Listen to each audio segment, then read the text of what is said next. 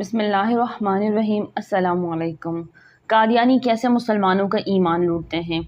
ایک بزرگ فرماتے ہیں کہ کچھ دن پہلے ایک محفل میں بیٹھے تھے، قادیانیوں کا ذکر چلا تو ایک صاحب بڑے فخر سے بولے کہ میرا ایک قادیانی سے 40 سال سے تعلق ہے، لیکن اس نے تو مجھے کبھی گمراہ کرنے کی کوشش نہیں کی۔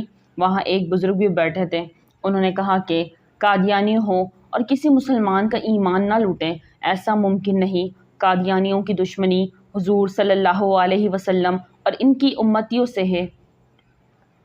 ہر قادیانی کی یہ کوشش ہوتی ہے کہ وہ اپنے ساتھ بیٹھنے والے مسلمانوں کا ایمان خرید لے، اگر ایسا نہ ہو تو وہ بھی اس کوشش میں رہتا ہے کہ یہ مسلمان نہ رہے۔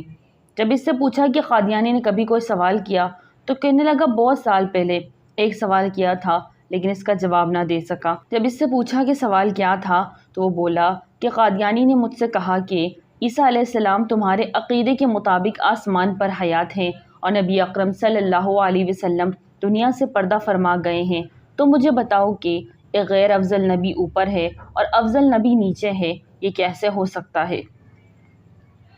وہ بزرگ بولے کہ اس قادیانی نے تیرے دل میں شک ڈال دیا، اب مجھے یہ بتا کہ ایمان شک کا نام ہے یا یقین کا نام؟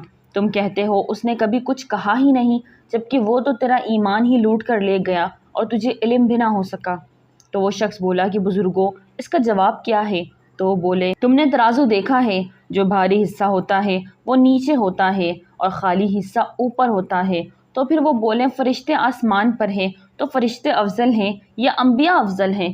پھر وہ مسکرا کر بولے تو اپنے آپ کو دیکھ، تیرے سر پر ٹوپی ہے، اب بتا کہ ٹوپی افضل ہے یا دماغ افضل ہے؟ پھر وہ کہنے لگے کہ یہ مت سوچ کون اوپر ہے کون نیچے ہے، یہ دیکھ کہ نبی کریم صلی اللہ علیہ وسلم کا مقام کیا ہے، وہ زمین پر ہے لیکن ان کے جسم سے چھونے والی مٹی اللہ کے عرش سے بھی افضل ہے۔ انہوں نے کہا قادیانیوں سے دور رہا کرو، یہ ایمان پر ڈاکے ڈالنے والے لوگ ہیں، یہ خود تو جہنم میں جلیں گے، اپنے ساتھ تعلق والے مسلمانوں کو بھی جلا دیں گے۔ اللہ پاک تمام مسلمانوں کو قادیانی فتنے سمیت ہر فتنے سے محفوظ فرمائے، آمین۔